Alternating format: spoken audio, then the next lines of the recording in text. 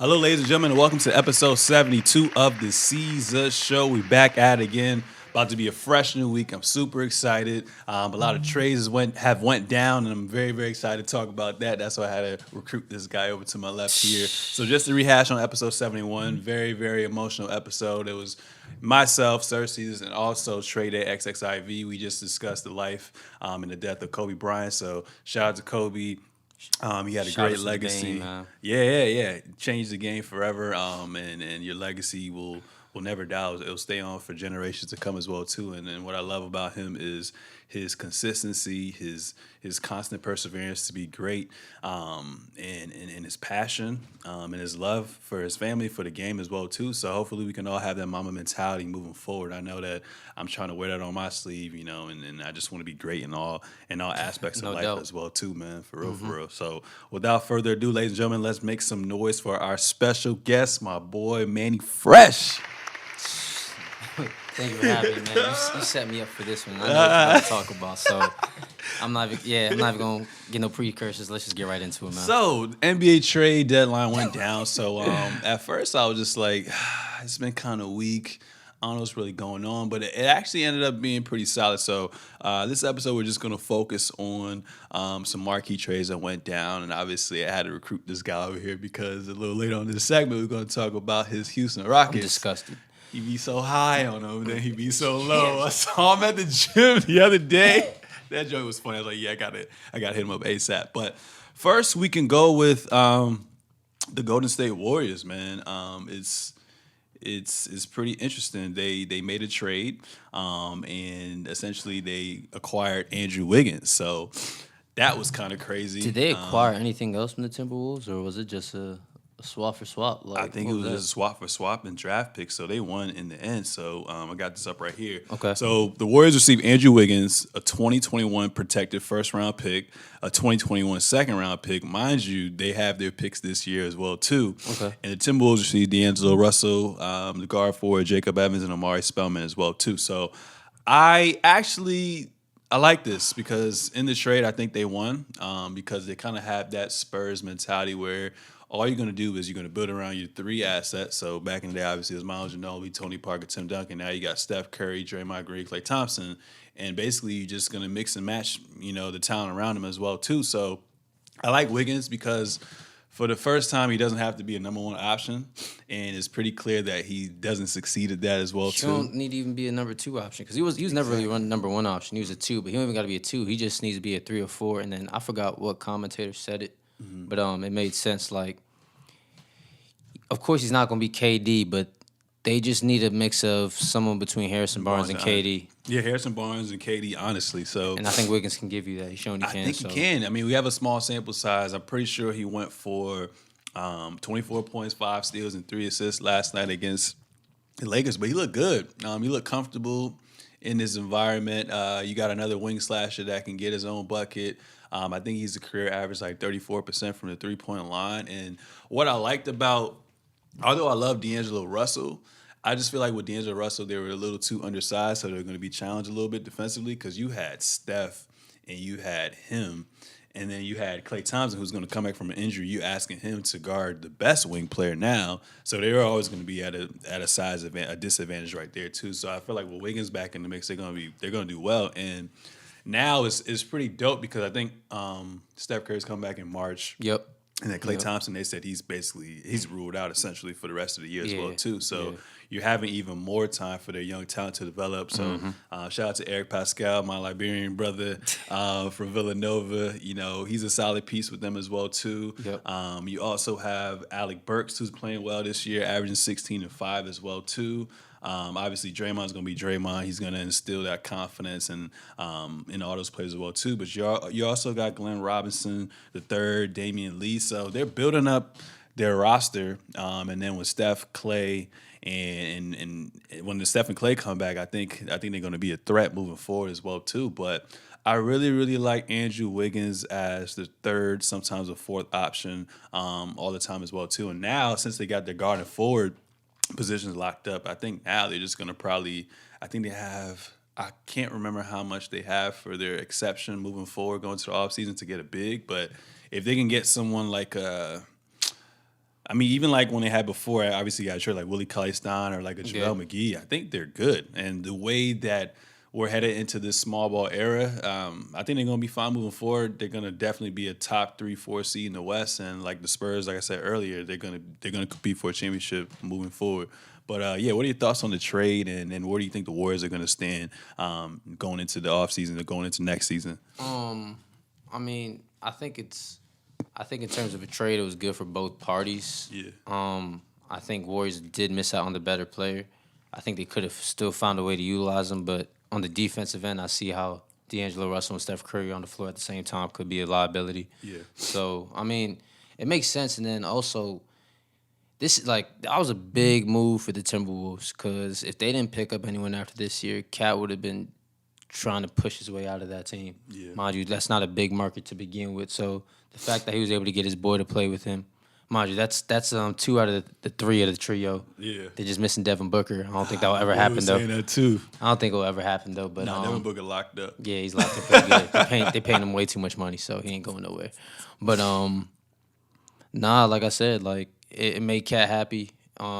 I think D'Angelo was happy with that trade. He wanted to play with his boy as well, so I think it was good for both parties. Like you said, now Warriors just missing that big. But the thing is, like everyone's transitioning towards small ball, but you always gonna need that one big. Yeah. But at the same time, too, it's just like there's not a whole lot of good bigs available For that price.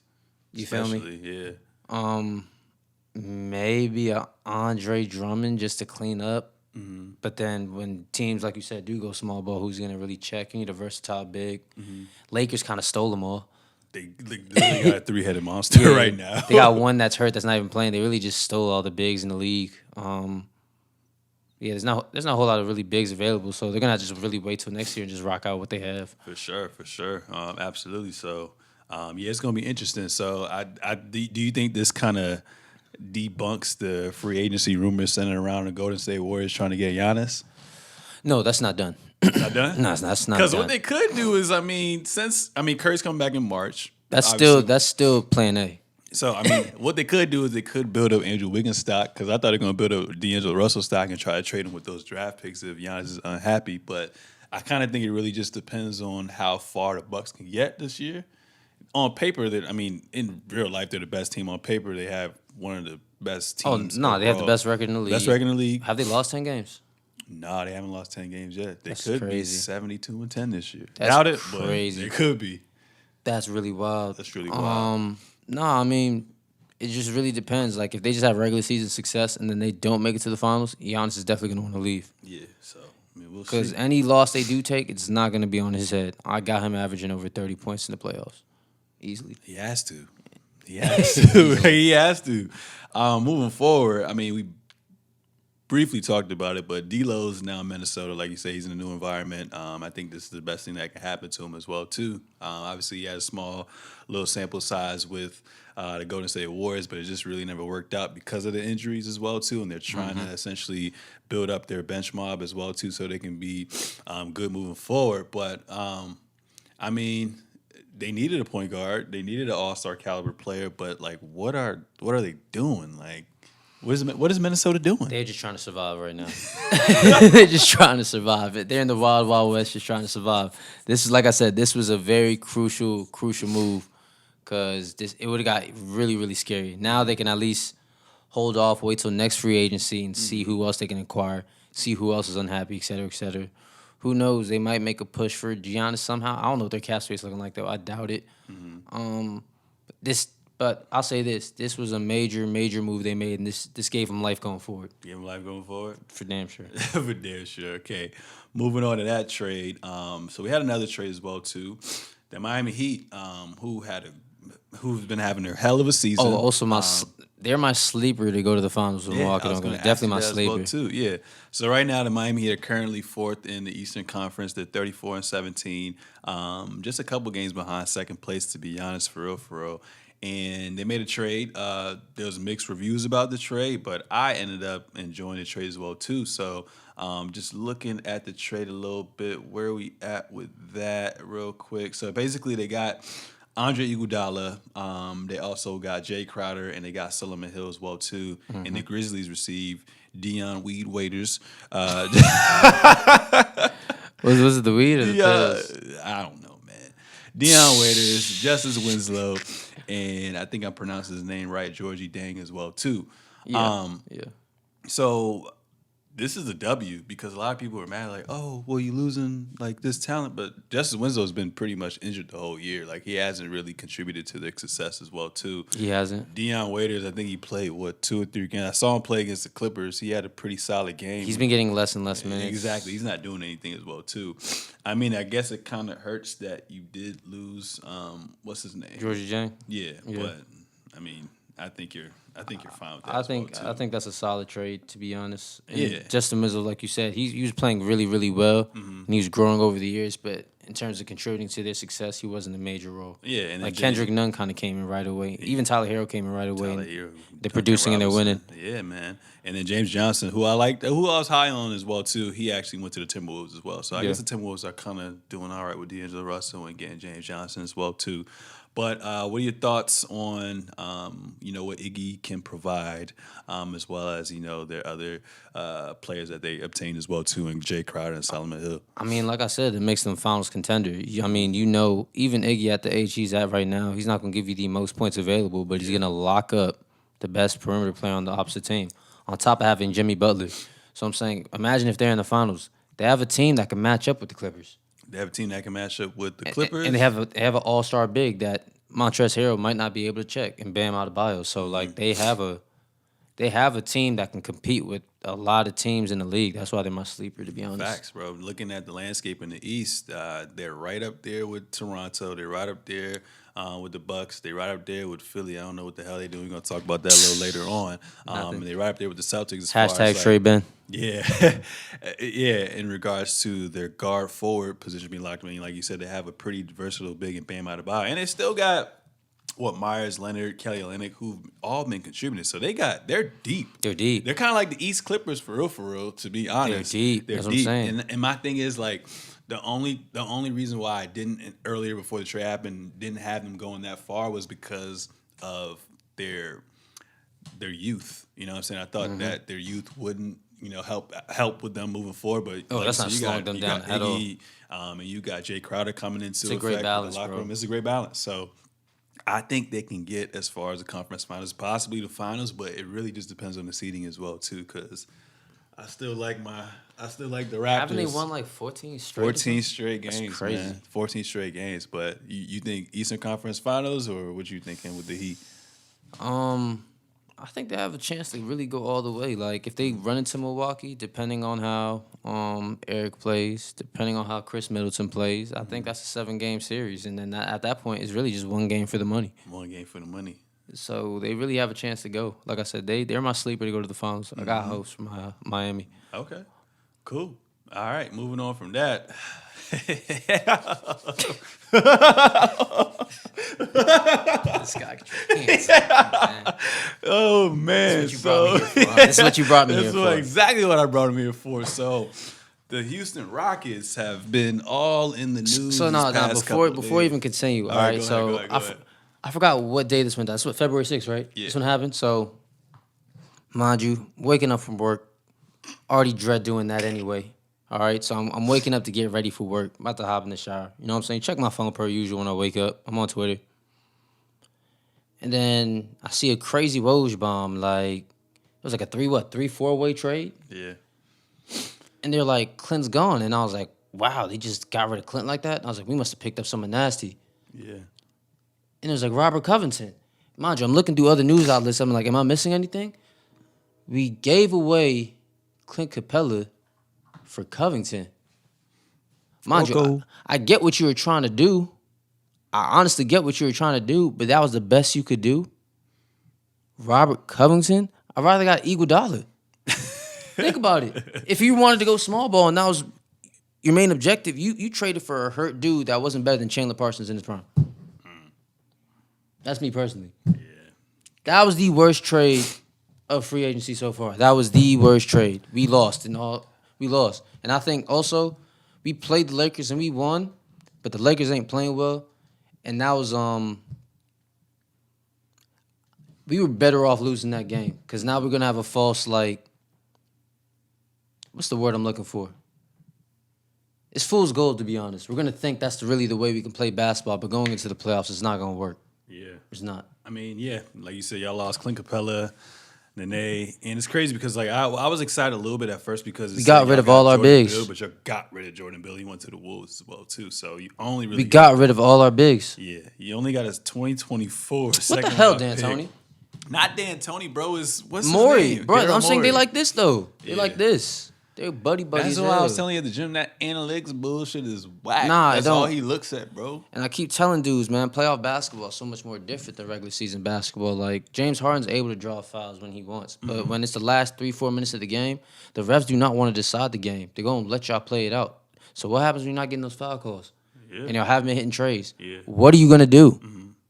So for the regular season, I think it's successful. Obviously, we only saw one sample size. I don't really count that Phoenix game because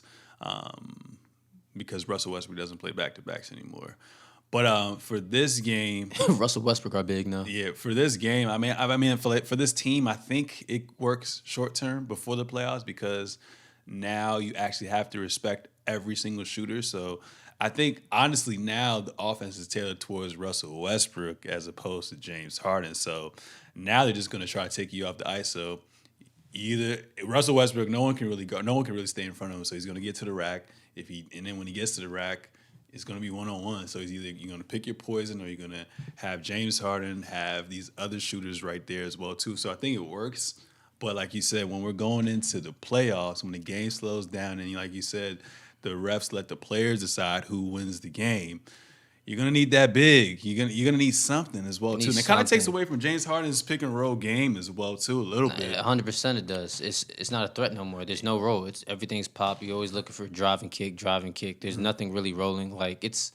Like I said, when you're not hitting shots, it's going to be ugly. When we're hitting shots, it's always going to look sexy. But you got to understand, there's going to be stretches in the game where we're not hitting shots, and there's literally nothing else we're going to go to. Bro, we're trying to outscore every opponent. Threes are the lowest percentage shot. Even if you get a lot of up, if you're not getting the second chance opportunity, you're going to get killed. That's it. And I was looking at your size. Like, I think I was looking at Tyson Chandler. I don't even know if y'all play him anymore. We don't play him. And then this guy named Isaiah Hardenstein. I don't even know who that is. He's 7'2", but other than that, the average height's like literally 6'5", 6'6" right Jesus now. Christ. I didn't really watch the tip off, but who had the jump ball? Was it? You know who it was. You're asking me because you know who. But they put James Harden in the jump ball. Oh, James Harden did I it? kid I you thought not. it was PJ No. Tucker. They put James Harden in the jump ball with AD. I kid you not. Oh my God. And I was like, this is straight jokes. Yeah, This is straight jokes. Yeah. I mean, it's going to be interesting as well, too. And the Lakers almost won the game for real. I think the Rockets just, like you said, they outshot them from the three-point line. But that's not I'm going to happen disappointed in the every night. Lakers for them trying to be finals contenders. This is very disappointing. Well, do you think it's more so the Lakers, they were trying to force feed their big, so they kind of went away from their game plan? I watched it early on in the game. Because that's what I it didn't felt watch like the they were second doing. half. It was just too gross for me to watch. I didn't watch the second half, but they're just too lackadaisical. I feel like the Lakers really came in. They're like, yo, this team is small as hell. We're gonna just walk in and get a dub. Yeah. And they didn't get that done. This is a game 80 should have 45 at least. Yeah, definitely. No, there's no question. And then LeBron didn't play well as well. Both their superstars played like booty. Yeah. Yeah. And it's crazy, like you said, in the playoffs, you got to, depending on where you guys land at, you got to worry about Rudy Gobert. You got to worry about Jokic. You got to worry about Montrezl Harrell/Zubac. You got to worry about Steven Adams. And Like, with this roster, we can lose to a team Porzingis. like Utah in 6 games. honestly, the way you guys are constructed, y'all might get booted out the first round, to be honest. I feel like Denver could beat you guys in 7 games. I feel like the Clippers definitely, Lakers definitely, Utah definitely. Depending on how Dallas is with Luka being healthy or not, maybe. Honestly, it's going to be tough. The only way this works is just like Russ starts hitting shots at a high clip. I think Russ is going to be Russ, but I don't know where he's going to, like you said with his shots, I don't know. Because they're going to play off him. They're going to give him that Rondo treatment. They're going to force him to shoot those shots. So the only way this works is if Russ is hitting at a high clip. Because he's going to play a lot of minutes. If he doesn't, it's going to be ugly. Yeah, I mean, right now you guys are 5th. It's crazy because y'all were playing, like, relatively well. We were Detroit like- happened. we Y'all were were like like third or going second. from the 2nd to the 4th, like kept going back and forth. But Capella will be missed, to be honest. But like, I'm sad as hell. Y'all could have. I mean, I'm sad as hell. I could have picked up like J.R. Smith or something. I don't know. Just keep him though. Like you gotta understand, like for the style of play we had, he cleaned up everything for you. Yeah. And they just got rid, bruh. I'm disappointed. I'm over it. And I'm over it. So in my mind, Daryl Morey is thinking you guys are gonna go to the finals. He has to think that in his head. And to me, if I'm the owner, if y'all don't get to the finals, I'm firing Daryl Morey. It's about that time.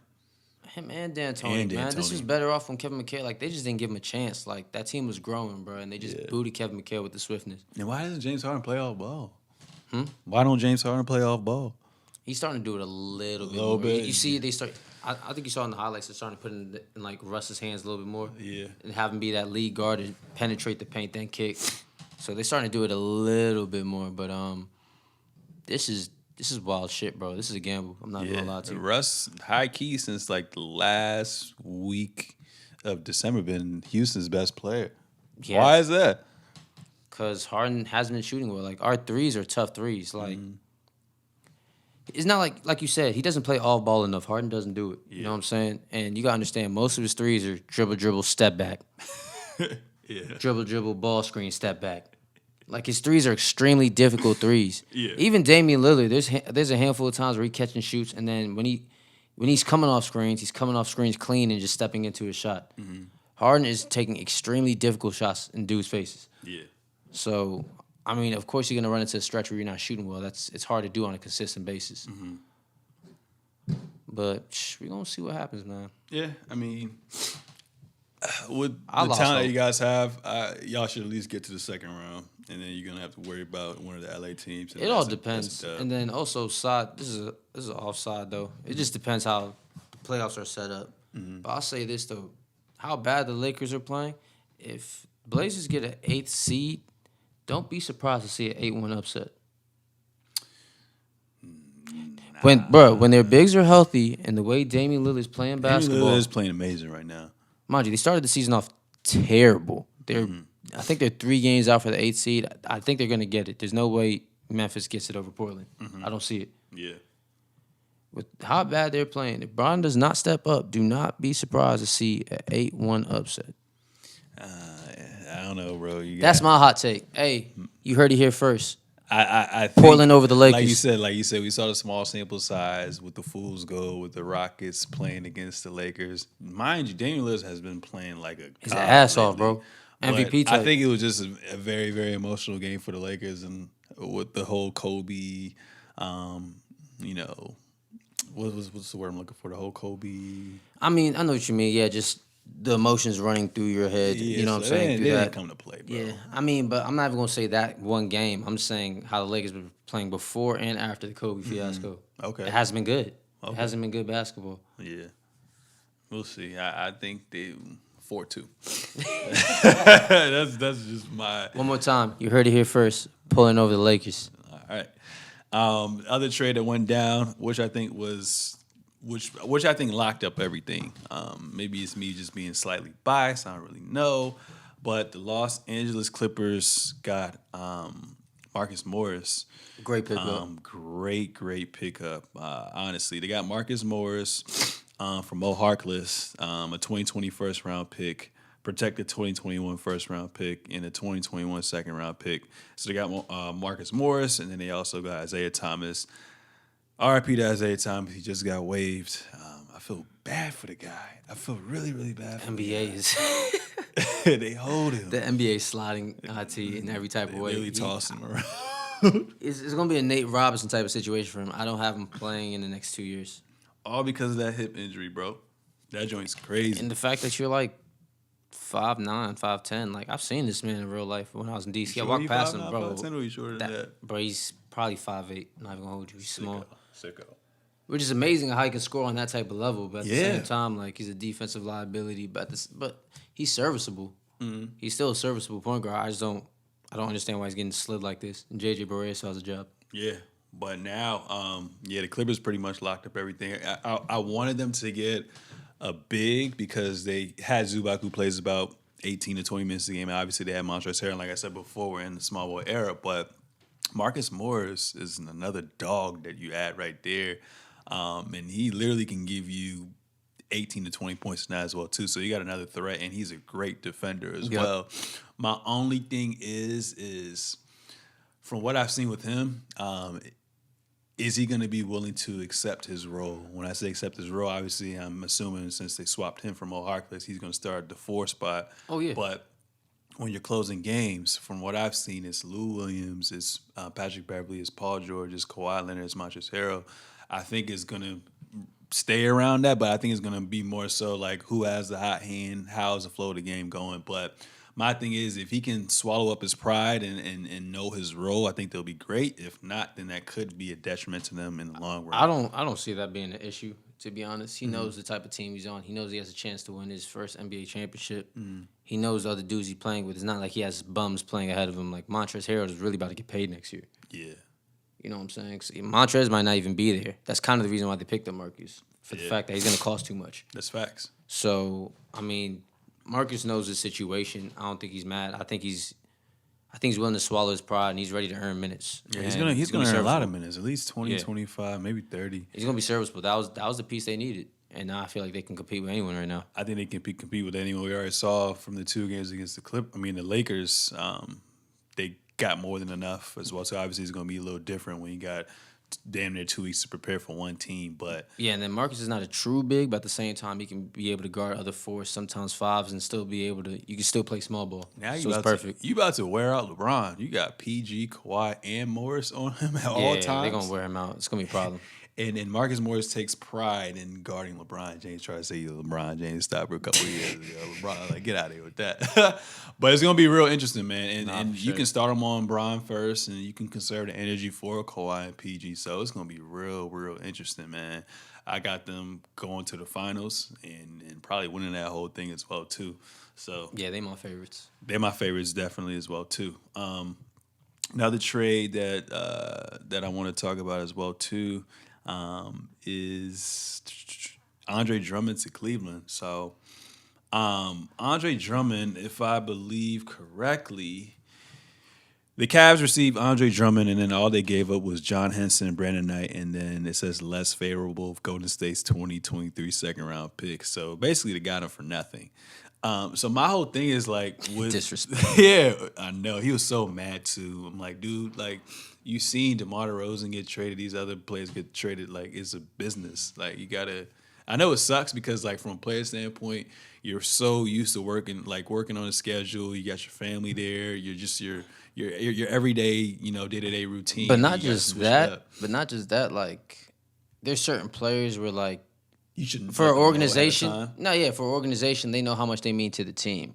You know what I'm saying? Drummond thought he was one of those guys who's like, yo, you're an important piece to our team. You know what I'm saying? If a move is gonna happen, we're gonna, you know what I'm saying, go about it a certain way. Yeah. But I mean, like you said, he should know better how this league's operated in the past, that it doesn't always work like that. It's sick though. I would hate to pick up my phone and be like, "Man, you're going to Utah." I'm like, Yeah, "What they the didn't fuck?" even, they didn't even tell him. Front office didn't even tell him. Yeah, he had to pick up his phone to find out. That's actually sick. That happens a lot like that though. It happens a lot like that, but it's like my whole thing was like, yo, if you're gonna get traded, you're probably gonna go to a contending team. Like with him, I thought he was gonna go to like you said earlier, Houston Rockets or like a Miami Heat. Atlanta, but then Clint got picked up first. So my thing is like, what are they doing? Because they're dead last in the East. They're 13 and 39 Blow it right up. now. Like, are they Blow trying it to up. rebuild or compete? Like, what are they doing Blow it up. in the offseason? Blow it up. They're just freeing up cap space. Blow it up. Cap space. That's all they doing right now. Yeah. They clean the house. Blake probably next. They just that all that said was they're Who's cleaning picking the up? house. Who's picking up Blake though? Because he has knee problems, man. I feel They're- like it's gonna be like They're waiting for a time where they can get rid of him too, but it looks like they're just trying to clean house right now. yeah. Because if anything, I had a feeling Andre Drummond was gonna be the one to get traded, but I thought like D Rose was gonna be rocking too. Now he's just stuck there Yeah, he's stuck. for no reason. He's stuck. I mean, he's just a hooper at heart though, so he's never gonna stop playing basketball. Yeah. I think the Lakers. You think the Lakers should have tried to get him? I think at one point all they asked for was a draft pick, and then they also asked for what's that white dude's name on the Lakers? The guard, Oh, Caruso? Caruso. The Lakers said no. They said no. Yeah, the would- Lakers said I would've no. Traded. I definitely would have. Yeah. I definitely would have, especially at the rate Derrick Rose is scoring the ball right now. That would have been a perfect piece off the bench. But yeah, the Lakers said no. So I was surprised when I heard that. I don't know what they're doing. apparently they have more than what they need. So we'll see how that moves forward as well too. Definitely find out. But on the radar, I think against the Rockets Lakers game, obviously it was in LA. I saw Jeannie Buss, the owner of the Lakers, sitting beside Collison, point guard. So I mean, notable free agents still got Collison, and then we still got J.R. Smith, and there's been some rumors saying that both of them may get picked up by the Lakers. Do you think that will work out, or how you feeling about that? I feel like more so probably Collison will probably be their best fit. I don't need JR on any more LeBron teams. I don't need any more JR shenanigans. Mind you, he is a great basketball player, but he gets in his own head. Like I said, you have the pieces you need. I'm keeping KCP. I think bringing JR would be redundant. Yeah, I think JR can still be serviceable on another team, but just not them. Yeah. I mean, shoot, if the Rockets are going, if that's how y'all want to play, man, just put him on the Rockets. He'll love to gun threes. Rockets, Dallas would be a nice pick as well too. Portland could always use someone like that. Maybe the Bucks. He can play on a maybe lot Philly. of. Philly would be tough He can play on a lot of teams. play a He lot just of needs to get his head out his ass. That's Yeah. his biggest thing. for but- sure. Definitely. So I mean, that was pretty much all the major moves. Obviously, there's other moves as well too. Like we said, Cabela to Atlanta, but Atlanta's not really playing for nothing right now. Yeah. Yeah, another thing I want to talk about, two things. So Philly's struggling. So they won the other night, and before that they had a 4-game losing streak. And we already knew before going into the season that Al Horford was just not a good acquisition as well. And I mean, I see what their mindset was because at the end of the day, Joel hasn't really been playing. Like, he doesn't play full seasons. So when he's not playing, he is injury prone. so when he's not playing, I mean, I get it. You can just play Horford, which is serviceable big, a credible big. You know he's going to give you service, but having them all on the court while they're healthy doesn't make sense. Yeah. Like, what are they doing? Ben Simmons still not shooting.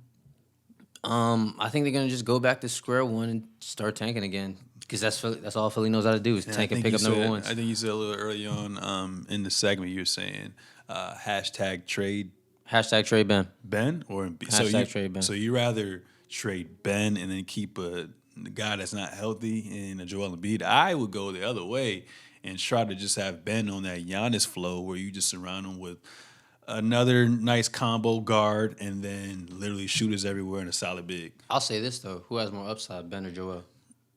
I mean, At this point in their career right now, they're not young players no more. But who has more upside right Ben now? is younger. Okay. I think Ben has a higher upside because he's more durable, and I feel like once he gets over that mental blockage of trying to just shoot the ball, I think his upside's higher.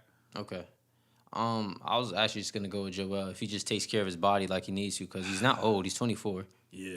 He's not old. I'm just nervous about his body, but I mean, either way, I think you'll be fine. if you I build think around that specific person. with Joel, it's just him just getting in shape. When I see him, he doesn't look in shape. I feel like his body should be more refined. He should be more like, you gotta understand the way Giannis came in the league and the way he looks like now is totally different. Yeah, That's work ethic. I don't feel like Joel has that work ethic right now. Mm-hmm. And I think that's both of them, to be honest. I don't think they're working as hard as they possibly should be. Mm-hmm. But honestly, I was gonna say I'd rather get rid of Ben Simmons because. Not saying Portland would ever get rid of him, but Dame would look way better on that Philly mob compared to Ben Simmons. You feel me? yeah. Ben Simmons just shrinks the court because he doesn't want to shoot the ball. Mm-hmm. I think Zion's better than Ben Simmons right now. He's just not in shape. That's my personal opinion. Yeah. He doesn't play more than 20 minutes. Like, Zion doesn't play more than 20 minutes a game. He's averaging like 21 points. Mm-hmm. Yeah. So I mean, whatever happens. To be honest, it's a win-win regardless. Yeah. If they keep Joel Embiid, so you would want a combo guard like a Damian Damian Lillard type to play. of player. You know what I'm saying? Now the floor is spaced. He can pick and roll or pick and pop. Now it's making the defense. You know what I'm saying? It puts them on their heels. They don't know what you're gonna do compared to when you're shrinking the floor. Like, I'm not afraid of a Ben Simmons, Joel pick and roll. I know y'all want to get to the basket. Mm-hmm. That's facts. I know what y'all trying to do. You know what I'm facts, saying? bro. You're not making me guess. Yeah, I agree with you with that. Speaking of Damian Lillard, I know we talked about it a little bit as well going too. fucking bananas. He's been going stupid, bro. He's been going stupid, but more so what I want to bring to light is in the fourth quarter, like we said, they're 9th in the West. They're 24-29 now. You watched that last game? I didn't watch it. I woke up and I have notifications from Bleacher Report. So I saw the goaltending. So, first of all, the play go before ahead, that. explain it. Go ahead. Play explain it. before that, Damian Lillard comes off a ball screen. Mm-hmm. gets fouled on the three, hits it. Oh, wow. No call. All right. No call. Yeah, no call. I forgot how much. It puts him down by how much? Yeah. That one. It was that one. It was that one. Go back. I think it's the next one right here. Is this one right here? Yeah, so this ties the game, mind you. He gets fouled. Look, no call. Nothing. All right. So Yeah, you're gonna see. fine. Yeah, you're gonna see next play down. Hold on. So next play down, like Utah scores, and then next play down. So they're down 2 at this point. Yeah. Damian Lillard tries to get to the basket right here. He tries to get to the basket. Yeah. Clear goaltend. No call. No call. No call. No call. No call. No call. And that's I game. haven't seen him mad like that ever. Because he knows it. No, Yeah. it was clear. It was clear as day. It was a goaltend. They didn't want to review it. And they took a game. Mind you, they're fighting to get the 8th spot. Yeah. Every game counts. Every game counts. They're fighting to get the 8th spot. And they did that. And he was like, I don't want to hear I'm sorry. Y'all fucked us over. Yeah, I don't want to hear Yeah, he's like, yeah, you know what I'm saying? Y'all screwed us over. Clear as day. Look, glass. Clear as day. Clear as day. And Rudy Gobert even said it was pretty clear that it was a goaltender. It's clear as day. The refs will be refs. It's sad. It's sad. Like I said, they're fighting for an 8th spot, and they took a game from them. Yeah. And they lost a lot of close games this year. Yeah, they did lose a lot of close games. A lot of Obviously, close they've been games. battling a lot of injuries as well too. But just going back to what we said, I'm just be mad if it comes down to the last game and they win it, they need another team. How far to are they? lose. How far are they from the 8th spot? They are like 3.5 games. I think they can get it because Memphis has been pretty. They've They've been the same the solid, whole but I year, don't got them. You know what I'm saying? Like they're still young, and I feel like teams are gonna make their adjustments. And a team like Portland, they're not gonna want to play around with Memphis. They're trying to get that 8th spot. Yeah, for sure. So Ja's gonna have to show me some spectacular stuff, to be honest. So, yeah, because I don't have my Spurs even getting the AC. The Pelicans, I think they're too far removed for real. Yeah, they're not too far removed. They're not too far removed. They would have to go on a crazy win streak, like Zion and Brandon. If Zion started and never was hurt, then yeah, but not now. It's too much. They would have to go on a crazy win string. Yeah, and it's the West, so it's the West. In the East maybe, but it's the Wild But West. yeah, I really hope Portland can make that AFC, man. That'll be tough. That'd Yeah, that'd be hard. Dame is going insane right now. I don't know when Nurkic is coming back, but it's like with players who have gruesome injuries like that, it takes them a while to get back to form. Like even Victor Oladipo, he's still struggling. Obviously it's only been like 3-4 games. Yeah, but it takes a while to get a groove back. Hopefully they bring him back like maybe a month and a half, 2 months before playoffs start, and he can catch a groove. But like I said, if he's showing he's healthy, like that's my sleeper team. Yeah. That's my 8-1 upset right there. For sure, definitely, man. So we'll see what they do. A lot of games they lose is they're neck and neck right there. Yeah. So if they get the AC, like you said, that'll be a very, very I'll be spicy first round. I'll be spicy as well too, because can't nobody guard them like that. Like no one on that Lakers team showed they could check Dame at all. Last thing I want to talk about is very briefly the NBA All-Star Weekend stars in reserve. So on TNT on Thursday, Team LeBron and Team Giannis, they both picked their starting 5. And it was crazy because if you have the top votes, you get the first selection. So he chose AD first, and then I'm pretty sure Giannis chose Joel Embiid, and then LeBron chose Kawhi, and then he was like, all right, well, I need another forward to match with that. So Giannis chose Pascal. That's crazy. And LeBron chose Luka, and then Giannis chose Kemba. And then I think the last person they chose for the starters was James Harden. And then Giannis was arguing, he's like, I want someone who's going to actually pass the ball, so I'm going to go with Kemba and Trae Young. But it's kind of, I was like, damn, y'all literally picked the West. It's still the West stars versus East stars. Still the West versus East. I thought they were going to mix it up as well, too, but LeBron knew exactly what he was doing. I don't like the way Giannis drafts. Yeah, Giannis draft kind of booty.